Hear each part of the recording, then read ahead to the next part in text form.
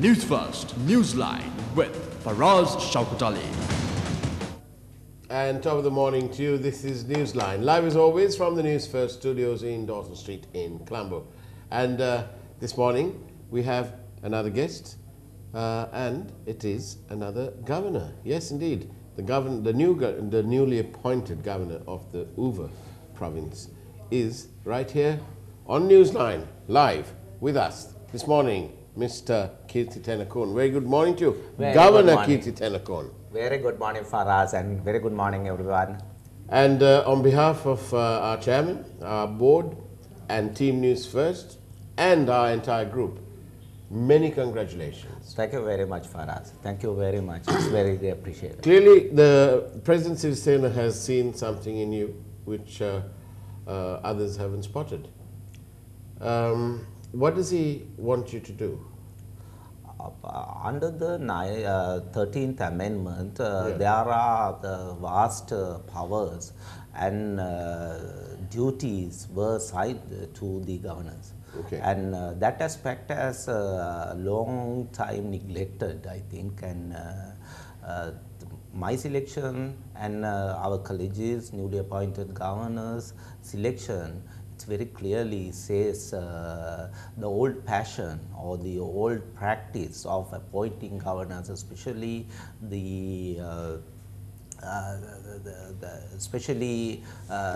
need a change. This is something we talked about for such a long time, and young people has to come into this arena, and provincial councils are one of the basic elements and major elements for that matter when it comes to the regional development.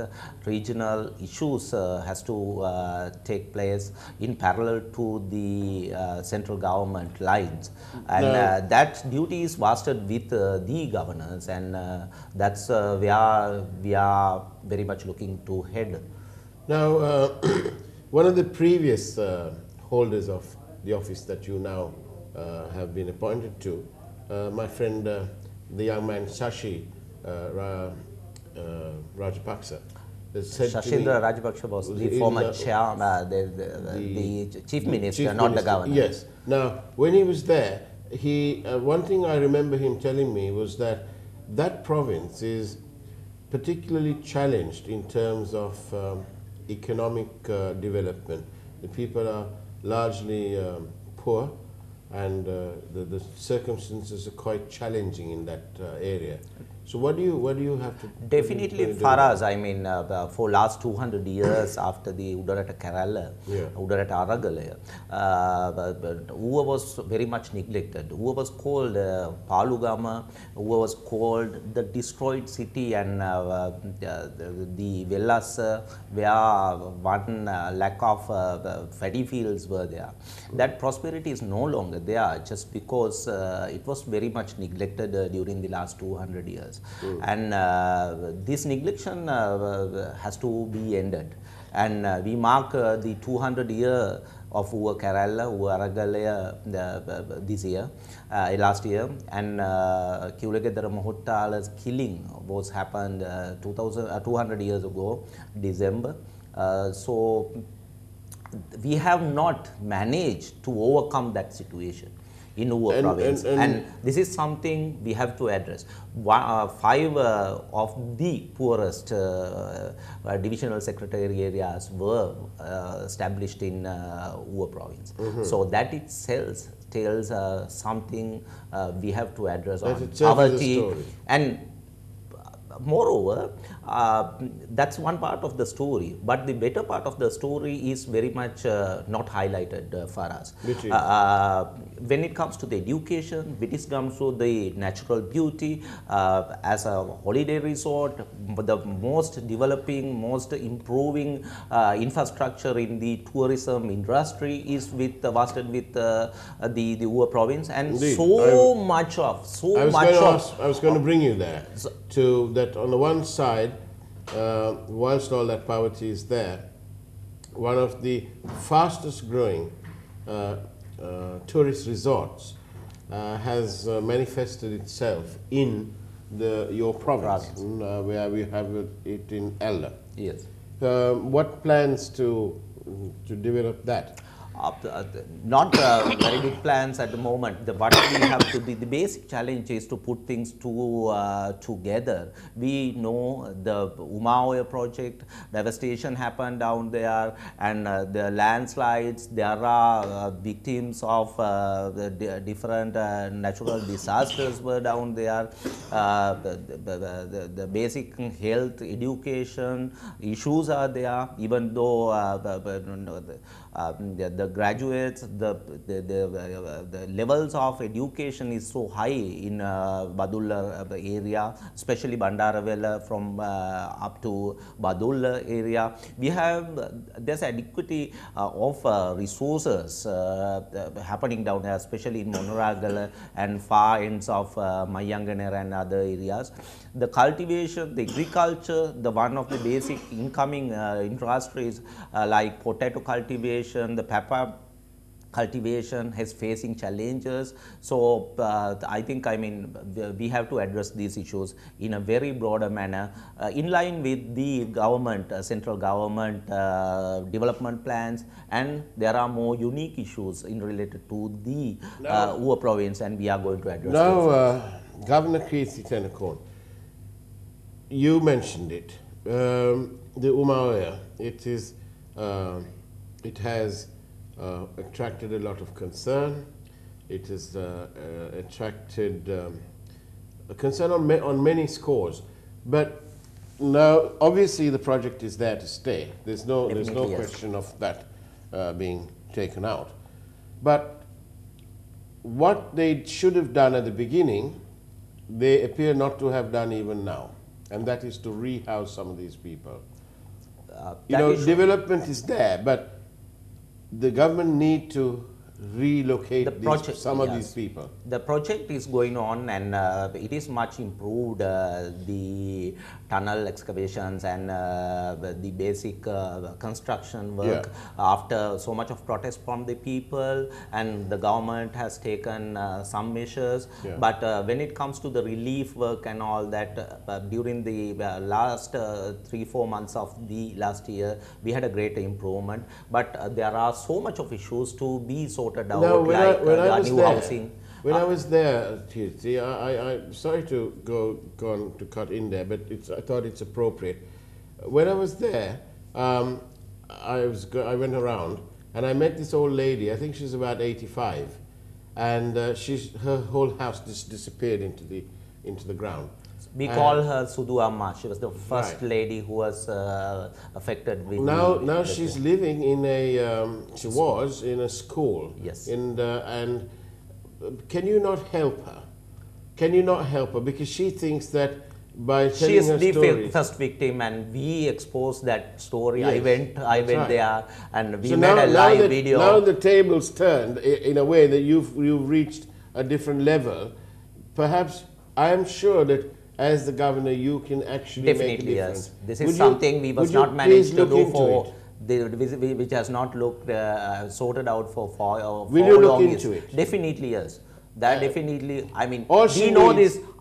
I have went there, I had a tea with her, so this is something very emotional. This is very close to our hearts, and all that I really want to see you do that, because there are enough of people who will look after the financial aspect of it. But that lady, at the human aspect of that, she needs a home, and she's got one son who works, and so on. So, and she is not just a poor lady. She had very prosperous the fields down there, agriculture, vegetable cultivation. She has built a very big house with 2 attached bathrooms and all that. All that disappeared. It is very unfortunate that it was not sorted out for almost 3.5 years. And this might be one of our very first the actions, if we can manage. Well, it'll be apart from anything else, it'll be very meritorious, indeed. I'll say very emotional. In the other hand, that lady we call Sudu Amma, that Sudu Amma has become the a symbol of the tragedy, the scale of tragedy. Because we can't be expecting Sajid Premadasa to do all the housing. He needs help, and so some of the help will be perhaps coming from you as the governor in this aspect of it. Definitely, because people there really need to. And what about this wonderful resort area called Allah? It's so wonderful. From a few very basic eating places, it has prospered now. It's the must visit center for many tourists. Most improving holiday destination in Sri Lanka is Allah. But I visited during the last December. It was having very poor infrastructure, and the garbage problem is the #1 problem in the Allah area, and we are definitely going to address this issue. And we have already started the chairman of the Allah Pradeshya Sabha, the deputy chairman of the Allah Pradeshya Sabha has already written to the relevant officers. We encourage that, and we are going to address this issue very seriously during the coming weeks. Now, from an election perspective, have they had elections, the provincial councils? No, the Uva Provincial Council is the one of the 3 provincial councils which was already existing with the elected representatives. So in that respect, we are very lucky, and we are having a very democratic provincial council in Uva. So I think, I mean, that's one advantage Uva is having at the moment. So the decision can be made democratically, and we have to implement it. Great. Now comes another question. What about your work, the important work that you've been doing so far? Faraz, I have spent 10 long years of my life. Yes, exactly. So we are now, everybody's asking the same question. What's going to happen to that? That organization was built very strong, and there's a governing body, there's the followers. Are you going to be leaving it? No, definitely. I have already left yesterday before swearing in, and I signed the thanking letters today. That was one of my first work today morning, early morning, and it was very challenging. We started cafe and the human rights organizations in a very crucial time, very crucial time, and 10.5 long years has went by, and every good thing has to come to an end, and that's 1/5 of my lifetime. And I was invited to sworn in as the youngest governor ever produced in Sri Lanka, so I'm very happy to do that. This is very challenging, and as Robert Frost once says, the people has to take different paths, and all the beauty is vested there. So I'm going to enjoy that beauty. That's wonderful. That's lovely words there, Keerthi Tenakun, and we wish you well, as you jolly well know. Team Newsfirst is very proud. There's some concern that my guest list will have to diminish, but I said nonsense, and which is true because you're here. But Keerthi Tenakun, will you? So this is a new journey, a new path, new challenge, I'll say. Right, a new challenge. And are you ready for this challenge? Because we've been on the outside, and you've been shouting about the inside, and now you find yourself on the inside. How are you going to cope? Faraz, I mean, this challenge is everyday challenge for last 10-15 years for me, as a journalist, as an activist, as who has done some academic work, and who has written books for the master's degree holders in Sri Lanka, and very good textbooks, recommended textbooks for the higher educational students and all that. I forgot to tell you something, Keerthi. when you came in, you can see it through the windows here. You can see Team Newsfirst, part of Team Newsfirst there, and people even in the control room and in our broadcast facility at the Parliament and so on. Everyone is very happy for you because we obviously recognized some potential in you, and you've been on the full spectrum of our programs. Sometimes producers are fighting each other because they say, I want Keerthi, and the other says, no. It was the story for last 10 years, and yes. I think... And there's Maxwell and Harshana who probably come to blows because they want each of them. It has happened with so many stations. So we've recognized you and we've helped you here. And now we are very happy for you. And of course, we're always here to help the people, which is what Newsfirst is all about anyway. But we honestly want to know, because you are the governor, you are now the governor of one of the most challenged areas in our country. How real will that difference be?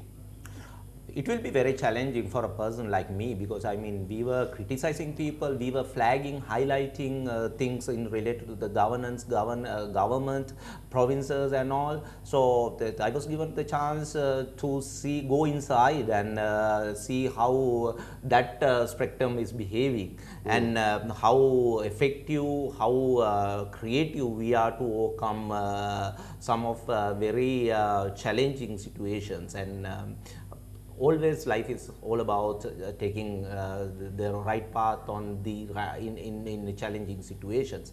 Every time it was a challenging time for us for last 10-15 years. I think this is another ordinary day. Do your basics right, and we will have the results. It's not often we get to ask these questions, but so now here you go. We've got an opportunity.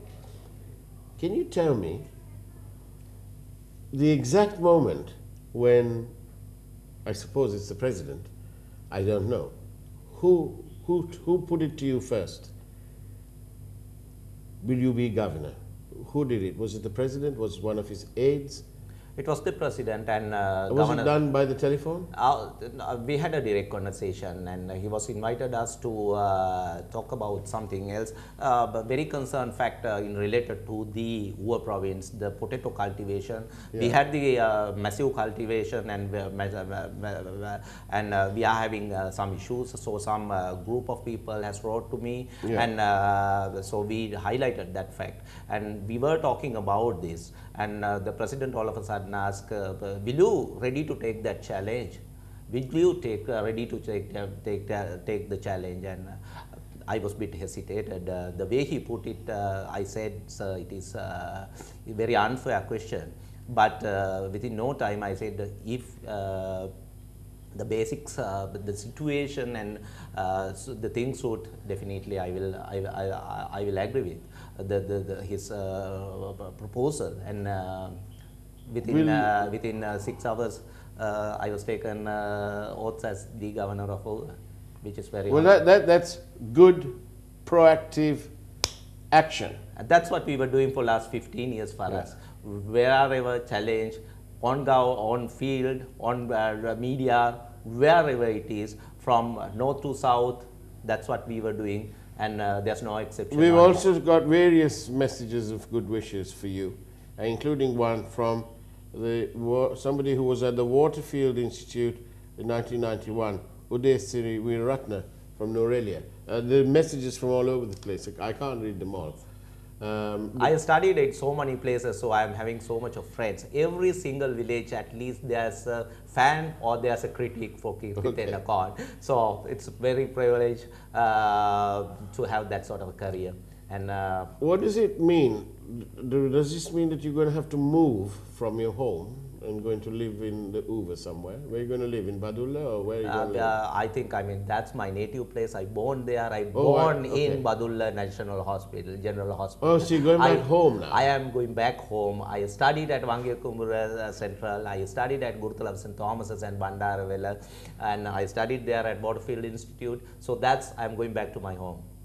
Well, that's wonderful news that you're going back home. So you'll be based there as the governor? Definitely yes, Okay. and without basing down there in Badul. I've got another message, and it's from the governor of the Central Province, Maitri Gunaratne, President's Council, who says to you, many congratulations. Thank you, Maitri. So, it's a pleasure. so you know, everybody's here wishing well, and let's get.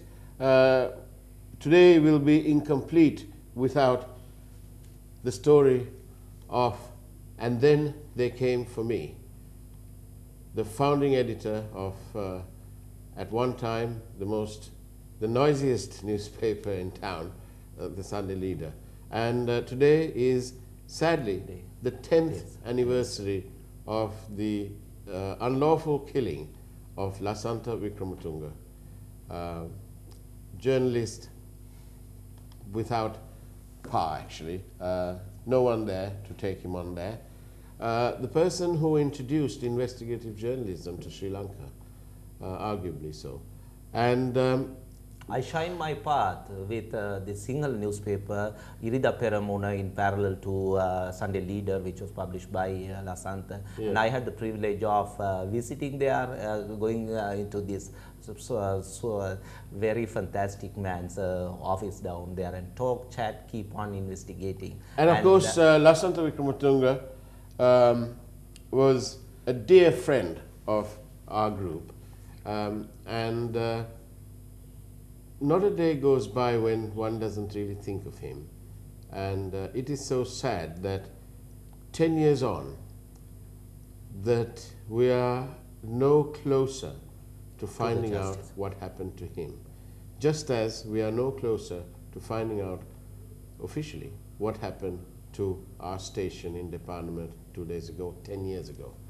Now, 2 days after Lasantha Wickrematunge visited the burnt shell of our department's complex, he was dead within yards of a high security zone. And it is so sad that 10 years on, we've got no answers. But there'll be a special memorial for him today, I believe at 4 o'clock by the graveside.